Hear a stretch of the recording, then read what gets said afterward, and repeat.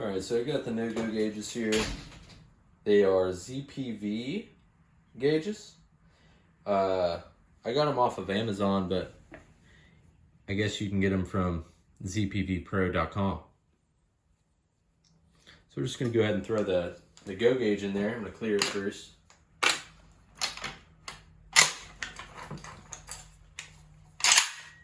Clear. Alright. Let's go ahead and get the go gauge out. Alright. 762 by 39. Go gauge. Alright.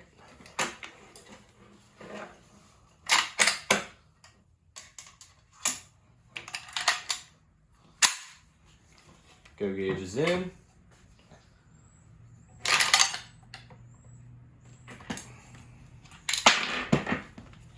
Of course, I go and drop it. So go gauge is good. Hopefully they didn't put any gash marks on it or anything.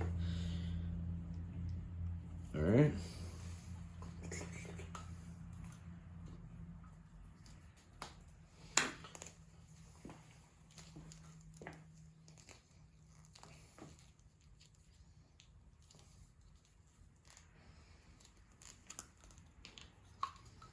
All right. It's the no-go gauge.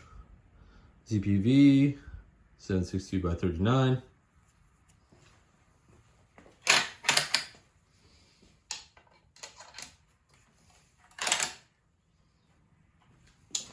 And it will not close on the bolts.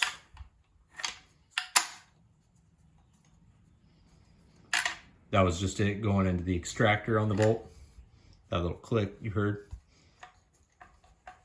Will not close. All right. Now, I know that all the Reddit dudes are going to say, oh, it doesn't matter. It's still going to blow up in your face. It's still going to blow up in your face. Most of those guys have never even touched one of these guns. Has a couple Century Arms VSKAs blown up? Yes.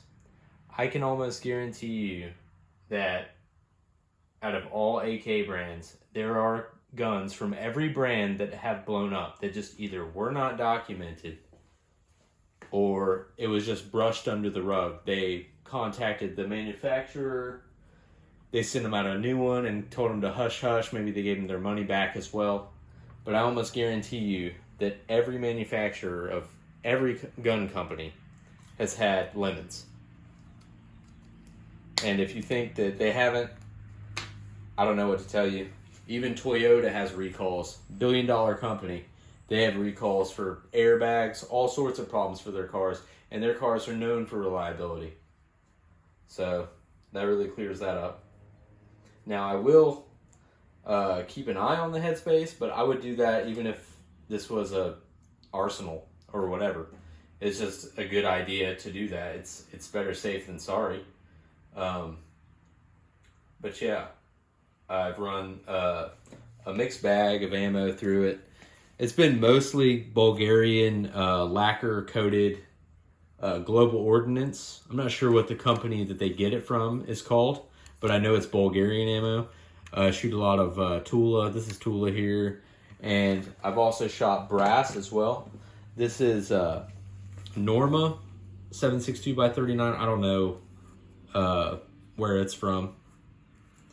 But it runs that, Tula, Wolf, Global Ordnance. I've also got a bunch of no-name ammo from a couple gun shows, and it's run that as well. It's a good gun. It's a really good gun. It holds 0. I've never had a problem with the drum, the front sight drum moving at all. I zeroed it one time, and it's held 0 for over, I'd say I zeroed it after about 1,800 rounds. Because I'll be honest with you, that first 200, I was terrified of this thing because of the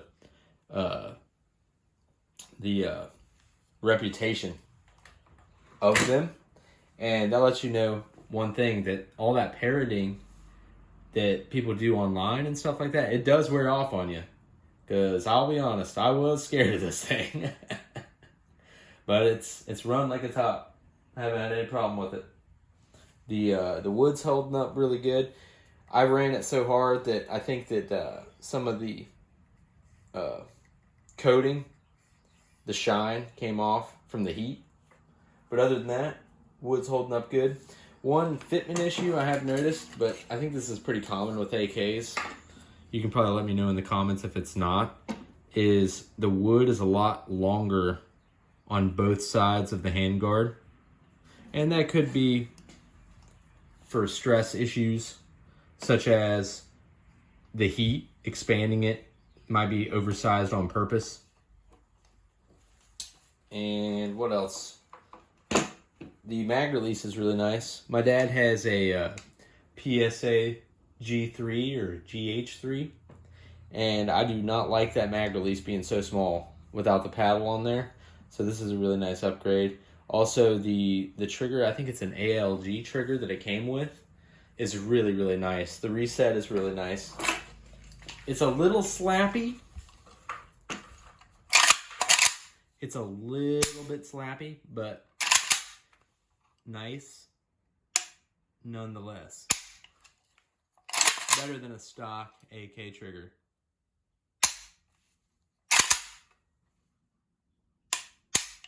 Safety's good too.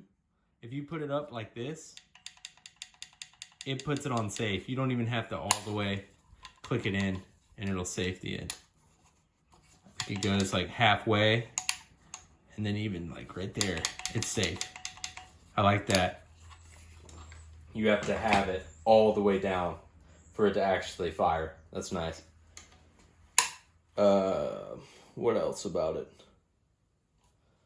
It's pretty over-gassed, but most AKs are naturally. This usually spits out casings probably like 30 feet. The guys at the range hate me. It's hilarious. They always say like, damn, that thing's really spitting out cases. I'm like, you want me to move a couple tables down? They're like, nah, you're good. That's pretty funny. I got this, it's supposed to be an actual Russian sling. I don't know if it is, but it's really nice. It's thick. It's really comfortable to wear if you put the gun on your back. It was like $25. It's actually got some like Cyrillic writing here, but I think it's just like cosplay. I don't think that this is really mil-served because I got it on Amazon. These hooks are really nice. They're really hard to bend. Like to get this off, it's pretty difficult. I actually have to use some pliers to get it on and off when I'm cleaning the gun. The grip's really good. Again, my dad's got one of those Palmetto State G3s, and his grip is so thin. It's more of that com block, like OEM style. This has a much thicker, wider grip, and you can actually hold the gun one-handed, and it doesn't feel like it's overbearing at all. The only thing I'd probably upgrade on it is the safety. I want a extended lower bar safety, so you can actually turn the safety on and off with just your finger, and you don't have to take your thumb off of the fire or from around the grip and come up and do that, or use your hand. That's what I found is most comfortable to do it, is just take your thumb. Because I notice a lot of times when you push it down with your index finger, it doesn't want to go. So just your thumb works pretty well.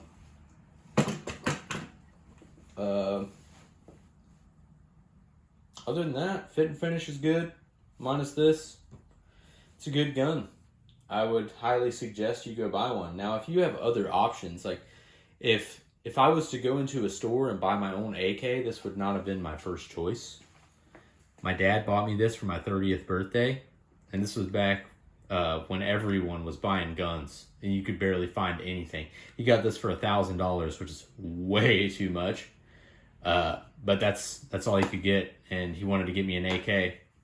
If I could go back and do it again, if I knew he was going to be walking into a store and buying an AK for me, I would have said, just hold off, wait for it, and I will use that $1,000 that you were going to spend on this and put $700 or $800 and get an arsenal, because I would have much rather preferred that. But this gun has done me so well that I wouldn't even mind buying another one. This actually makes me want to try like a Pioneer Arms, like a 5.56 AK or something like that, just because everyone on the internet says these suck. I have one. I put 2,000 plus rounds through it, and it's been fine for me. So maybe all that parroting on the internet is bullshit. Same thing with Pioneer Arms. So probably going to get one of those for my next AKs, and you can find one of those for like $600. Gonna go put another 1,000 rounds through this probably in the next week or two at the range, and I'll probably do another update, probably close to like 4,000, 5,000 rounds, because I'm not gonna do one every 1,000 rounds. There's no point. I highly doubt anything is gonna change within the next 1,000 rounds on this gun. But anyways, I digress. Thanks for watching. Have a good one. See you soon.